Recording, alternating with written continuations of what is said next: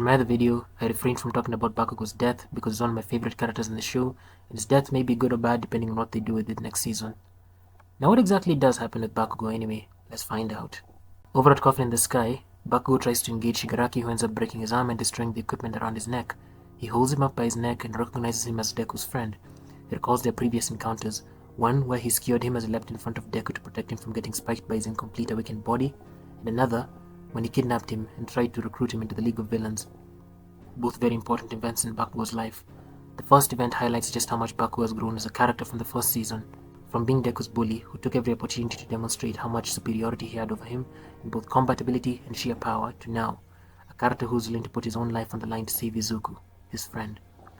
The second event highlights the very core of Bakugo's character, his drive and his commitment to being the #1 hero. Despite his then hatred of Deku, despite his insecurity over being handed his victory at the UA Sports Festival via Todoroki refusing to use his flames, despite his temper and brazen disregard for the feelings of most of the members of his class, when Bakugo is given the opportunity to join the League of Villains, he declines, because at the end of the day, Bakugo wants to be like All Might. All Might is the most powerful hero in the world. He beats all the bad guys, he is the #1 hero, and he wins. And that's who Bakugo wants to be, a winner. I like to win. I want to win just like All Might. No matter what you have to offer me. That will never change, do you understand? As Shigaraki chokes Bakugo, he calls him a zealot obsessed with All Might and tells him that no matter how high he tries to fly, he prepares to kill Bakugo, as he says it'll be a good present for Deku to find once he gets there. But luckily, the big three appear. Mirio saves him and delivers him to Best Genius. Best Genius offers to fix his broken arm, and we see tears falling from Bakugo's face onto his gauntlets. Bakugo just went up against the most powerful villain he's ever faced, and he told him he'll never even hope to amount to the level of strength that he seeks to achieve. Not only that, but that his death would have only been used as a tool to further antagonize the boy holding a power he seeks to emulate and eventually surpass. Bakugo's dreams have just been shattered before his very eyes. He's not just been told he'll never be the #1 hero, he's been shown it. Best Genius even tells him that Shigaraki currently operates at a level that they can't even fathom, and that the only reason he's there as a student is because he's fought Shigaraki before, and that kind of experience is invaluable in this kind of situation. He's done more than enough. An excellent job.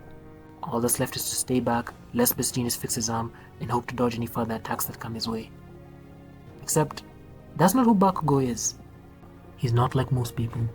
He wants to be the #1 hero, and he's aware of what that takes.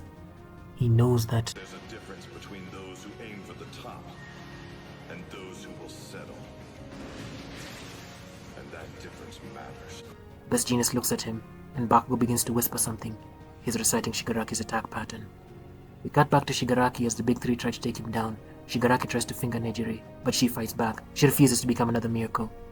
As they fight, both Nejire and Mirio agree that Tamaki is the only one of them who just might be powerful enough to damage Shigaraki, so they buy him enough time to unleash an unholy abomination of combined animals known as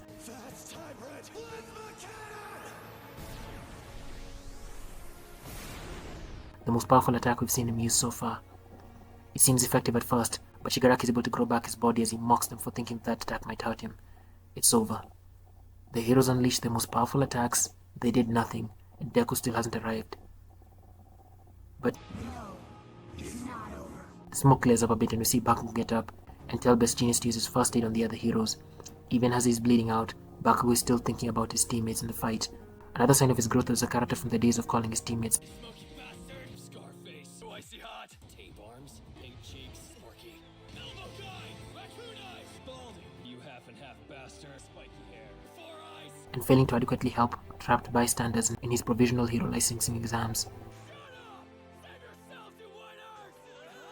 The blood from his wounds drops to the blades of wrath beneath him as he mutters to himself. I've got to defeat him.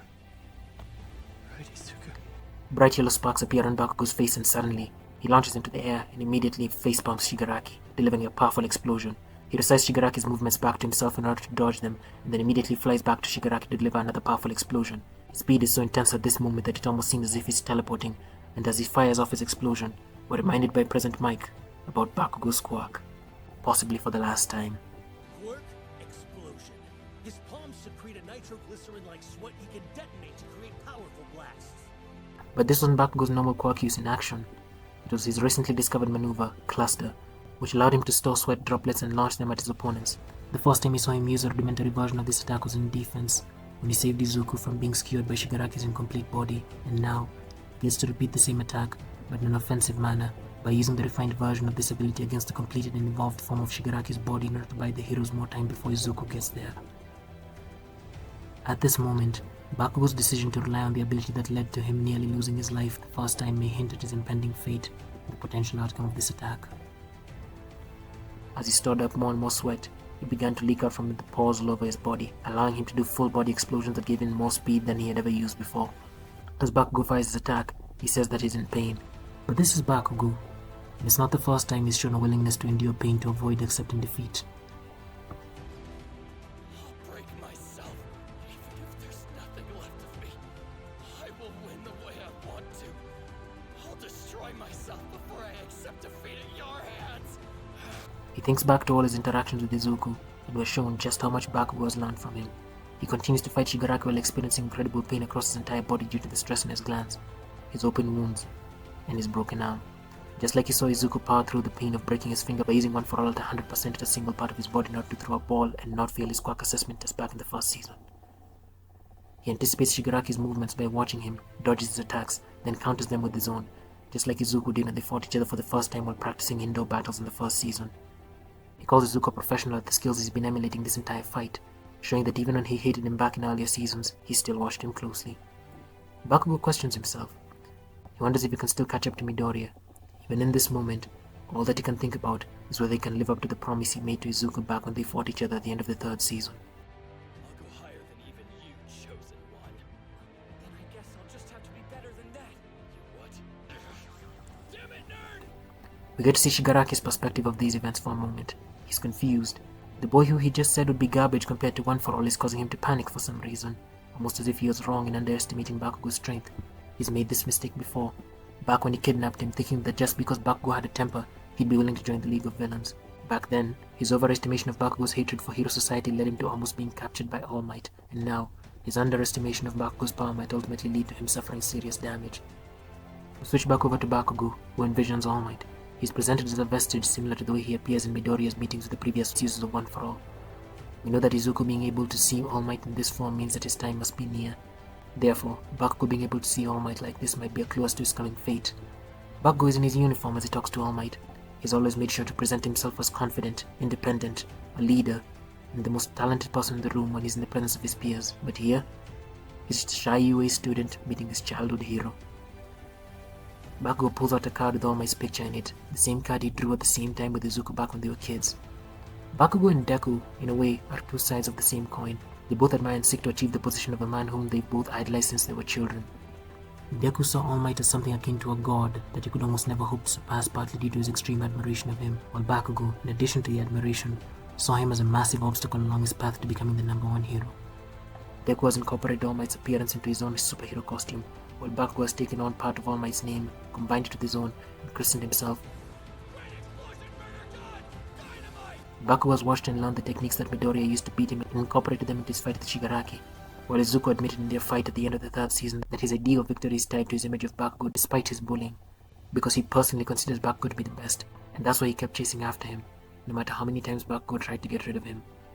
Their relationship began with hatred, stemming from Bakugo's jealousy and insecurity. It developed into mutual respect for one another, as they each vowed to surpass the other and become the #1 hero. It blossomed into a mutual friendship after Bakugo was willing to sacrifice his life in order to save Midoriya in their battle with incomplete awakened Shigaraki. And their friendship was ultimately solidified after Bakugo apologized to him for all the years he bullied him. I'm sorry for everything. However, throughout all of that, the one thing that has kept these two individuals inextricably linked to one another is their mutual admiration for All Might. All Might defines a hero as a person whose body moves before they've had time to think. Izuku demonstrated that quality by rushing in to save Bakugo from being taken over by the sludge villain despite having no quirk of his own, and Bakugo demonstrated that quality when he leapt in front of Shigaraki's spikes to save Izuku from being harmed. All Might was the one who ultimately rescued Bakugo from the sludge villain. He was the one who tried to console Bakugo after he lost to Midoriya in their indoor fight test in the first season, and he was the one who gave Bakugo a hug, told him not to blame himself for inadvertently leading to the loss of his abilities, and revealed to him everything to do with the power One For All after his fight with Midoriya in the third season. He's watched Bakugo's development into a better person, right alongside young Midoriya. With all that in mind, Bakugo holds out his card and asks All Might for his autograph. We cut back to the fight. The big three and Mirko come together to help Bakugo beat Shigaraki. Unfortunately, it's too late. Shigaraki punches Bakugo away as he fires off his attack, He's in tremendous pain. He's pushed past his limits. He's gone plus ultra, and sadly, he has nothing left to give. We see Bakugo's body being thrown across the air and land on the ground, as the All Might card he carried with him slowly falls to the ground. We know what all this means. We cut to a weather report stating that due to the unexpected temperature spikes, possibly due to Dabi's flames or the high energy attacks and coughing in the sky, sudden storms may form around the Kanto, Chubu, and Kansai regions. We're shown Bakugo's parents react to the news. The last time we saw them in any major capacity was when All Might was trying to convince them to allow their son to move into the school dormitories. At that time, we got a glimpse into Bakugo's family life. His father seems rather submissive, gentle, and a bit timid. While his mother is more strict with him, she shouts at him. She's the only one who tells him to do things around the house. She's the one who advocates for him to enter the dormitories. And we can clearly see where he gets a lot of his aggressive personality from. They obviously have a bit of a complicated relationship, but at the end of the day, they are his parents. And they'll always love him. And as his mother looks at the weather report, she says that she doesn't like the sound of the storms, as she knows her child is out there fighting the villains, and he despises the rain, as we know Bakugo's abilities don't work well in cold environments or in the rain, since it's difficult for him to generate the necessary sweat in those areas. We see a dark storm cloud beginning to hover over Coffin in the sky. Shigaraki gloats, saying that from now on, this is his story, and Best Genius heads over to Bakugo to try and help him, but it's too late. He looks at Bakugo in shock. We hear thunderstorms in the background. We see Monoma in shock as he witnesses the death of his classmate he made fun of. And we see Aizawa gasp in horror as he witnesses the demise of one of his most promising students. A student who he defended as everyone booed him during the UA Sports Festival. Bakugo's fierceness is an acknowledgement of his opponent's strength. He knows she deserves to have made it this far, so he's making sure he does whatever it takes to keep her at bay and come out on top. A student who he himself said had the potential to be the #1 hero. He's trying harder than anyone in his pursuit to become the top hero. Those villains will not change his mind. I can guarantee you of that. The rain begins to fall from the clouds, and we see Bakugo's lifeless body with a hole through his chest, blood covering his mouth, and All Might's crumpled up card lying next to his face. The bright sky that lit up the battlefield at the beginning of this fight is gone.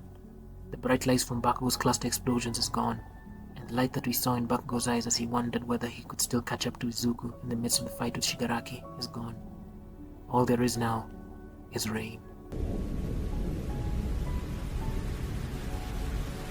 The way I always saw it, Bakugo's determination to be the #1 hero in the past was mostly based on the superficial meaning of what it symbolized, which for him was strength and winning above all else, the confirmation to everyone that you were the best in your league. But ultimately, all that single-minded drive led to was Bakugo insulting his teammates, bullying anyone that dared to come between him and his dream, and even disrespecting the man holding the keys to the dream he so desperately wished to achieve, instead of trying to learn what he could from him. In my mind, if he had achieved his dream in this manner, all it would have left him with is a feeling of hollowness as he sat at the #1 spot, alone, similar to how Endeavor felt after attaining the position of the #1 hero, and asking himself, What does it mean to be a symbol? Luckily, Bakugo doesn't go down this path thanks to his interactions with UA. At the point of his death, as his life flashes before his eyes, we see that Bakugo is not the same single-minded boy that he was at the beginning of the show. He no longer uses insults when addressing his teammates, and only uses nicknames when addressing his friends. You extras are my rivals. And you know I'm mostly talking to you, right, Izuku? Not only does he no longer bully Izuku, but he also apologized for the years of torment that he caused him, which, for a man with as much pride as him, is quite a difficult feat. He chooses to work with the rest of his class to go after his friend instead of going after him alone, and instead of trying to bite off All Might's hand and refusing to take any of his advice about working with a weakling like Deku, accepts that both him and Deku share mutual admiration of this man and his position, and agrees to use that as a source of motivation and healthy improvement, rather than constant conflict. He's finally grown into a man that's brave enough to just swallow his pride and ask his teacher and his idol for an autograph. Even though he may not have died as the #1 hero, he died as a more complete man than he ever would have been if he had just carved his own path and not let his surroundings influence him and change him for the better. When All Might explained the hero's plan to split up the villains and fight them in various locations across the country, he called Shigaraki's battlefield, UA's coffin in the sky. and unfortunately for them, he was right. At least, I think he was right. Best Genius begins to use his threads to sew up Bakugo's hearts and Headshot shows up. He uses his fold body quirk to stretch his body into a thin thread-like form that's small enough to enter Bakugo's body and tough enough to stop the bleeding. He sees the damage to Bakugo's internal organs and begins to mend both the outside and the inside of each internal organ and kickstart his heart by performing internal CPR.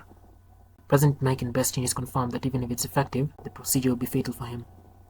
Now, Ignoring the obvious health implications like possible blood incompatibility between Bakugo and Headshot and the lack of any blood transfusion centers nearby, which would be needed immediately, bringing Bakugo back to life after everything I just described would undermine the entirety of this episode and go on to prove my point about this entire season and kind of the whole show in general. You would rather try to bring a popular character back from the grave in literally the next episode after his death than allow them to have a good send-off, because screw stakes and screw consequences. We like this guy, so he deserves to escape death, because death is an illusion. Consequences are an illusion. It's all just a trick to make you momentarily think that everything might go haywire before you're swiftly reminded this is My Hero Academia and we can't let go of any of the 3,000 characters we have on our roster because people like them too much. I really hope this doesn't happen and that Bakugo's death is permanent, but if I were a betting man, I'd guess that he'll probably come back the next season. I haven't read the manga, so I'll have to find out what the Bakugo turns into Frankenstein's monster once the next season comes out. Hopefully, I'm wrong. This is my first attempt at an analysis video for a specific character.